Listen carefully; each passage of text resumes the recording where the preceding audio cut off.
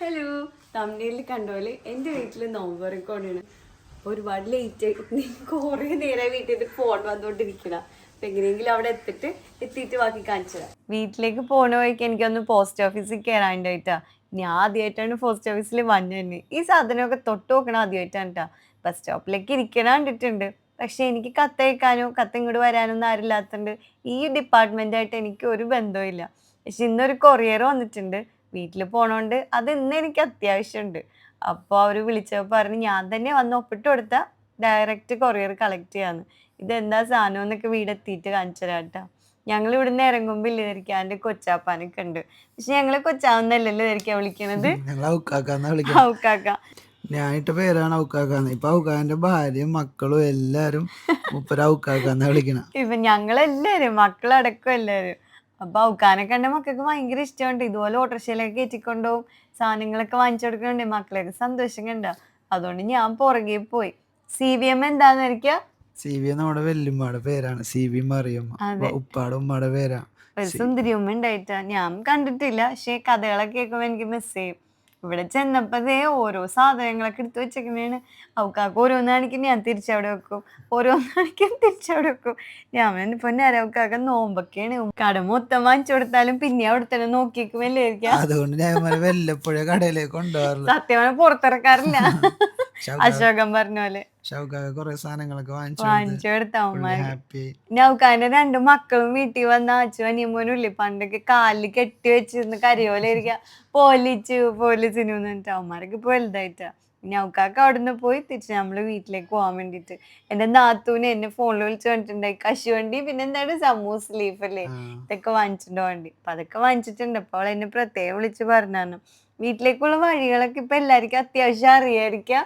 ഇപ്പൊ എല്ലാരും എന്റെ വീഡിയോ ഒക്കെ കണ്ടിട്ടേ റോട്ടീന്നൊക്കെ കാണുമ്പോ എന്താ അറിയിച്ചേക്കണ, ഇൻസിന്റെ വീട് കൊച്ചിയിൽ എവിടെയാണ്, പള്ളുരുത്തിയാണോ മട്ടാഞ്ചേരിയാണോന്നൊക്കെ.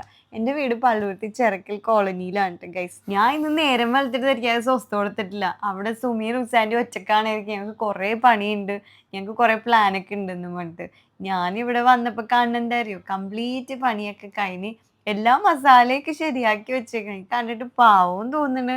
ഞാൻ വന്നിട്ടല്ല ഹെൽപ്പ് ചെയ്യാന്ന് പറഞ്ഞിട്ടേക്ക് നാത്തൂനല്ല. എവിടെ കിട്ടും ഇങ്ങനെയുള്ള നാത്തൂമാരെയൊക്കെ. ഉപ്പ ഷർട്ടിട്ടാണ്ടിക്കോണം ഗൈസ്. ഉപ്പ ഇച്ചിരി കഴിയുമ്പോ വരും കേട്ടോ. പറ്റുമോ അപ്പൊ ഈ ലൈറ്റാ നോമ്പുള്ള 2 പേരെ കിട്ടുമോ?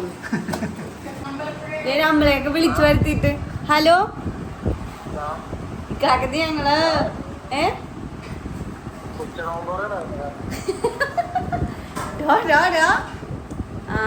മയങ്ങലേ ഇക്ക വേഗം മാട്ടിക്ക, ഇവിടെ എന്തോരം പണിയുണ്ട്. എടോ അവളെന്താണ് മറ്റേ ഇതുപോലെ ഇരിക്കുക, സ്പൈഡർമാനെ പോലെയൊക്കെ സൂപ്പർ വുമണാന്നൊന്നുണ്ട്. ഞാൻ വന്നപ്പോ എല്ലാ പണിയും കഴിച്ചു വെച്ചേക്കണ്. ഷോ നമ്മ എന്ത് ചെയ്യുന്നു, തിന്നാന്നുണ്ടാക്കില്ല. അതാണ് വിഷയം. ഇത് ഞങ്ങൾക്ക് എന്താണ് വേറെ പുറത്തുനിന്ന് വാങ്ങിക്കണിക്കണ്ട സാധനമൊക്കെ ഉണ്ടാക്കി വെച്ചിട്ട്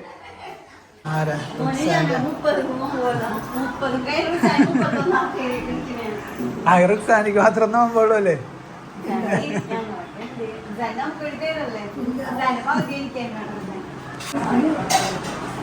എല്ലാ പണിയും ചെയ്ത് വെച്ചിട്ട് ഞാൻ വായി നോക്കിക്കാനാണ്.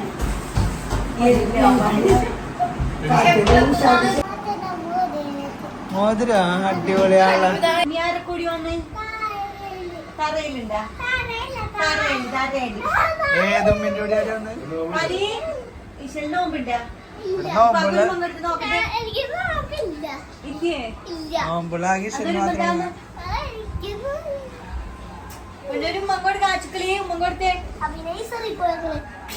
അബിയ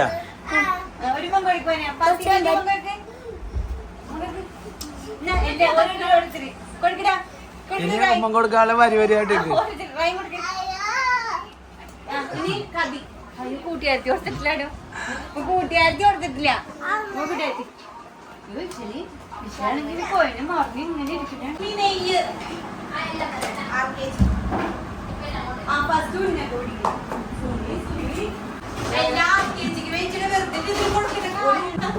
ചോറിലെ മന്തി. അതെ, അത് പ്രത്യേകം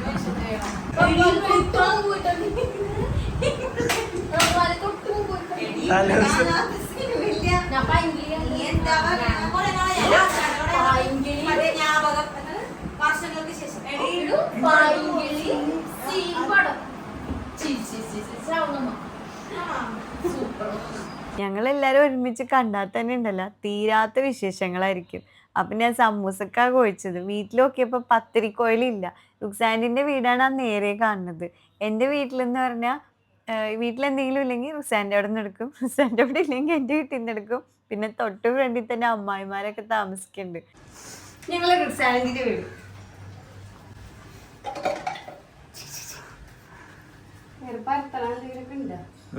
ഹോം ടൂർ. ലോകമാണ് കാണുന്നത്. എല്ലാ സാധനങ്ങളും തിങ്ങി നിറഞ്ഞിരിക്കുന്ന ഒരു വീടാണ്. റുക്സാൻ്റെ ഒരാളുള്ളൂ, പക്ഷെ 4 അലമാരിണ്ട് വീട്ടിനുണ്ട്. കടല അപ്പുറത്തും ഉണ്ട്. പോവാ, നമുക്ക് കിട്ടാനുള്ള സാഹചര്യമുണ്ട്. ഇവിടെ പിന്നെ സുഖമാണ്, ഒന്നുമില്ലെങ്കിലും നമുക്ക് വിഷമിക്കണ്ട. അപ്പുറം ഇപ്പുറം കാര്യങ്ങളൊക്കെ ഉണ്ടാവും. നമ്മളെ മോട്ടറിന്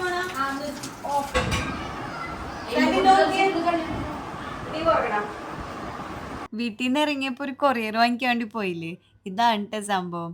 എനിക്ക് കംഫർട്ട് പ്ലാസ്റ്റിക് എന്ന് പറഞ്ഞ ഒരു ഇൻസ്റ്റഗ്രാം പേജിൽ നിന്ന് അയച്ചെന്നാണ്. സമൂസ മേക്കറും കട്ട്ലേറ്റ് മേക്കറും സംഭവം അടിപൊളിയാണ് കേട്ടോ. ഇതൊക്കെ ഉണ്ടായിക്കൊണ്ടിരിക്കുമ്പോൾ എൻ്റെ ഉപ്പാക്ക് മാർക്കറ്റിൽ പോകാൻ സമയമായി. ഞാൻ കുറേ വീഡിയോസിൽ പറഞ്ഞിട്ടില്ല എൻ്റെ ഉപ്പ 3 മണിയാകുമ്പോൾ മാർക്കറ്റിൽ പോകുന്നു. ഉപ്പ പോണ നേരം ഇത് നോമ്പുറക്കാനാകുമ്പോഴത്തേക്കും വരാന്നൊക്കെ പറഞ്ഞിട്ടുണ്ട്. എവിടെ ഉപ്പ രാത്രി ആകുമ്പോഴേ വരുള്ളൂ. നോർമൽ സമൂസ ഉണ്ടാക്കുമ്പോൾ കുറേ പാടുപെടൂലേ.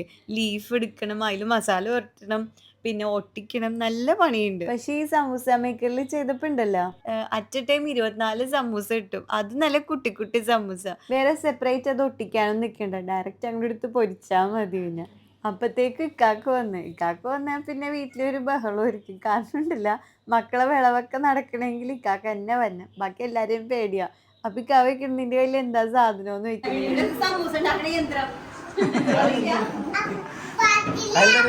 അപ്പൊ ഇക്കാക്ക് എങ്ങനെ ഉണ്ടാക്കുന്നൊക്കെ ചോദിച്ചപ്പോ ഒന്നും കൂടി ഉണ്ടാക്കി കാണിച്ചു കൊടുക്കണേട്ടാ. പക്ഷെ നല്ല ഇൻട്രസ്റ്റിംഗ് ആണിട്ടത്. പെട്ടെന്ന് പണി കഴിഞ്ഞ്. അതുകൊണ്ടാണ് ഞാൻ വന്ന സമയത്ത് കൊറിയർ പോയി വാങ്ങിച്ചിട്ടൊക്കെ വന്നത്. റംലാനൊക്കെ വീടുകളിൽ ഏറ്റവും അത്യാവശ്യം എന്താന്ന് ചോദിച്ചാൽ ഞാനിപ്പോൾ എന്തായാലും ഈ കട്ട്ലേറ്റ് സമൂസ മേക്കറാന്നേ പറയുള്ളൂ.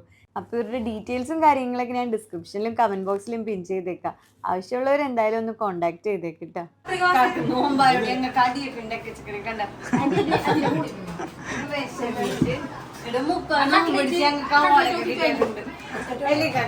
മക്കളെല്ലാരും മിഠായൊക്കെ കഴിച്ചിട്ടേ വാതിക്ക് കൊണ്ടിട്ടിട്ട് ഭയങ്കര ഈച്ച.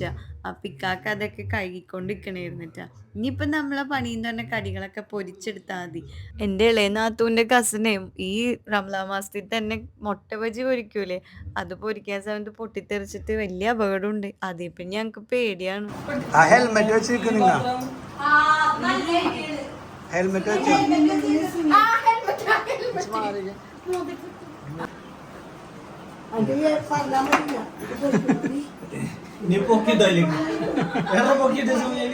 ഈ മുഖം മാത്രല്ലേ സേഫ് ആയിട്ടുള്ളൂ.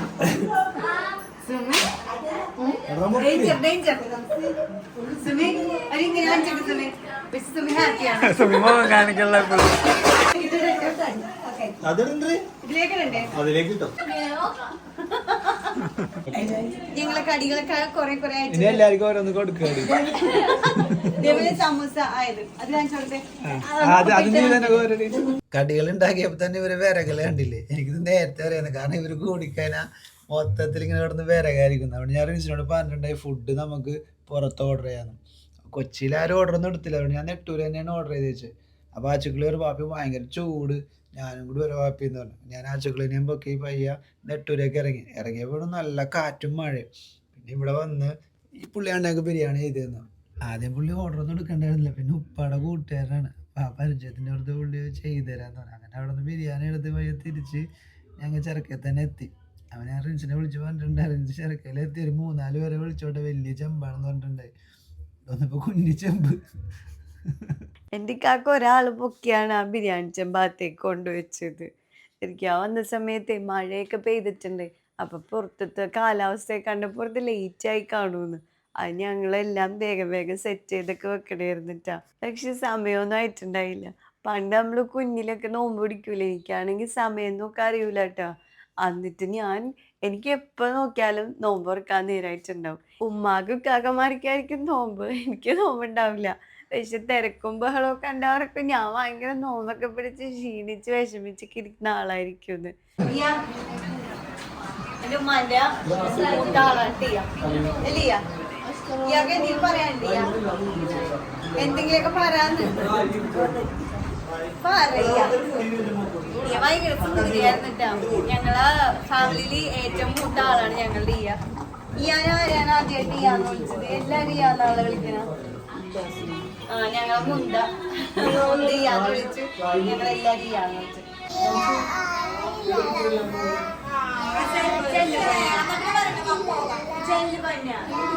വിശാലൊരു പാട്ട് പാടിയാ മതി. ഒരു ഇംഗ്ലീഷ് പാട്ട് പാടിയാ മതി. അതല്ലേ നോക്കിയേ ചെല്ലബി. ആ കണ്ട അടിപൊളി.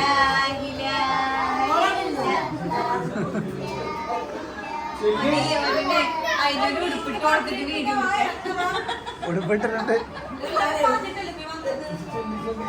ആദ്യമായിട്ടാണ് ഞങ്ങൾ റമദാനും പണിയൊക്കെ ഒതുക്കിയിട്ട് ഇങ്ങനെ കുറേ വർത്താനമൊക്കെ പറഞ്ഞിരിക്കുന്നത്. കാരണം സമയം എടുക്കുന്നതോറും ഒരു വെപ്രാളവും ബഹളവും, അതെടുത്ത് വെച്ചാ ഇതെടുത്ത് വെച്ചാന്ന് പറഞ്ഞ തിരക്കായിരിക്കും.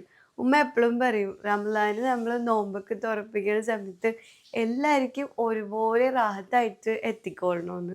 അതെന്ത് സാധനമാണെങ്കിലും ഒരു ചെറിയ കാരക്കയാണെങ്കിൽ കൂടി അത് കുഞ്ഞു മക്കളടക്കം എല്ലാവർക്കും ഒരുപോലെ എത്തണമെന്ന്. അപ്പം ആ ഒരു നെയ്യത്ത് നമ്മൾ ഈ നോമ്പ് തുറ വീട്ടിൽ വെച്ചപ്പോൾ മുതൽ ഞങ്ങൾക്ക് എല്ലാവർക്കും അങ്ങോട്ടും ഇങ്ങോട്ടൊക്കെ ഉണ്ടായിരുന്നു. ഇക്കാക്ക പണ്ട് നോമ്പ് പിടിക്കുമ്പോണ്ടല്ല, അതിൻ്റെ മൂത്തിക്കാക്കട്ടാ. ഞങ്ങൾ വീടിൻ്റെ തൊട്ടടുത്താണ് പള്ളി. വീട്ടിലിരുന്ന ചെവിയിൽ വന്ന് ബാങ്ക് വിളിക്കണ പോലെ ഉച്ചയ്ക്ക. പക്ഷെ ഇക്കാക്ക് ക്ഷമയില്ലാത്തതുകൊണ്ട് പള്ളിൻ്റെ വാതിൽക്ക് എനിക്ക് തോന്നുന്നു ഒരു 5 മണിക്കേ പോയി നിൽക്കും. ഉസ്താദ് ബാങ്ക് വിളിക്കുമ്പോൾ കേൾക്കുമ്പോൾ ഓടി വരാൻ വേണ്ടിയിട്ട്. പാവം ഇരുന്നിട്ടാ. എന്നിട്ട് ആ ബാങ്ക് വിളിക്കണ കേൾക്കുമ്പോൾ ഓടി പാഞ്ഞ് വീട്ടിൽ വന്നിട്ട് പറയും ഉമ്മ ബാങ്ക് വിളിച്ചെന്ന് പറഞ്ഞ. ഉമ്മാൻ്റെ മുഖത്തൊരു ചിരിയുണ്ട്. ഉമ്മ ഇപ്പോഴും പറയുവാക്കെ അത് ഓരോ നോമ്പിനും ഉമ്മ അതിങ്ങനെ പറഞ്ഞുകൊണ്ടിരിക്കുമായിരുന്നു. അള്ളാഹു എൻ്റെ മോൻ വന്നൊരു വരവുണ്ട്, അതാ കെതച്ച് ഭയങ്കര ഒരു അവസ്ഥയിലൊക്കെ ആയിരിക്കും വന്നത്. രണ്ടുപേരും വീട്ടിൽ തന്നെ ഇരുന്നായിട്ട് നോമ്പൊക്കെ എപ്പോഴും തുറക്കാറുള്ളൂ. എന്നിട്ടാ പള്ളിയിൽ പോണത്. പക്ഷെ പള്ളിയിൽ നോമ്പ് തുറാന്ന് പറഞ്ഞാൽ കുറെ കടി ഉണ്ടാവും, വെള്ളയപ്പൊക്കെ കിട്ടും. തിരിച്ചു വരുമ്പോ ഇല്ലേ അതിങ്ങ കടിയും കൊണ്ട് വരും എന്നുള്ള പ്രതീക്ഷയിൽ ഞാനിങ്ങനെ കാത്തു വെക്കും. പിന്നെ ഞങ്ങള് കൊച്ചിയിലെ മെയിൻ സംഭവം ട്ടോ സമൂസ ഈ വെള്ളയപ്പത്തിലാക്കി ചുരുട്ടിയിട്ട് കഴിക്കണ. ഓ അത് കഴിക്കുമ്പോഴാണ് നോമ്പ് സത്യം പറഞ്ഞ റാഹത്താവുള്ളൂ മനസ്സിന്.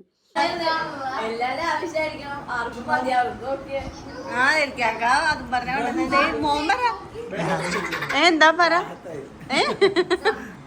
എങ്ങനെയുണ്ടായിരിക്ക? അടിപൊളിയായിരുന്നോ?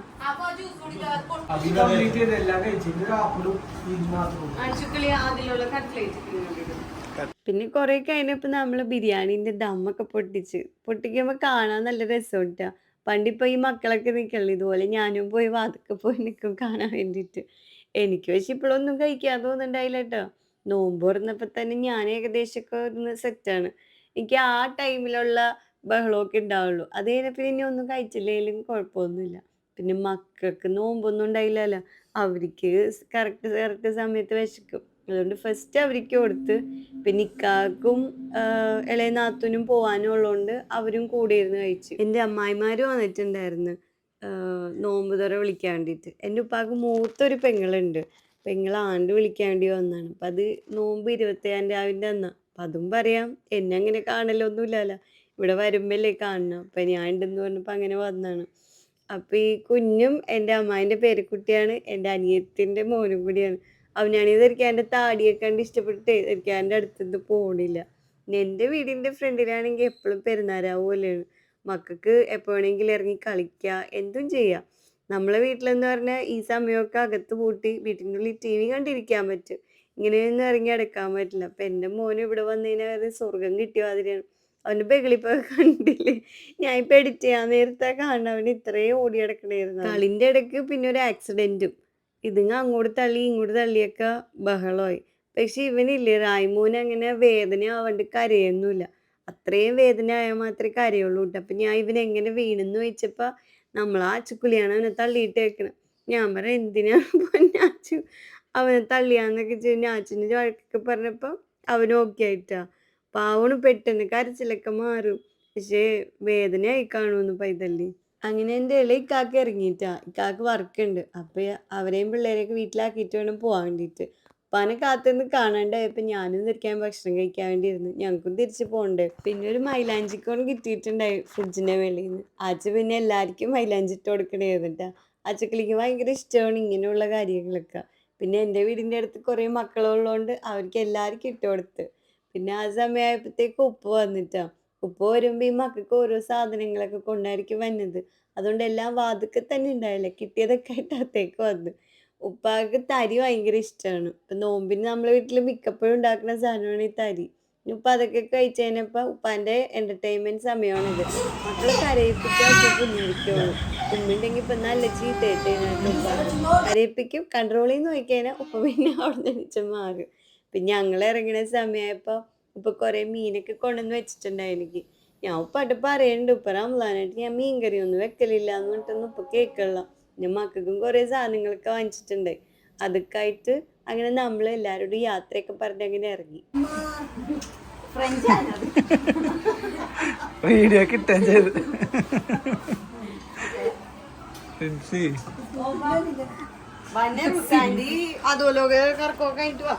മക്കൾക്ക് എക്സാം ഒക്കെ ഉള്ളതുകൊണ്ടാണ് നമ്മൾ ഇന്ന് തിരിച്ചു പോണത്.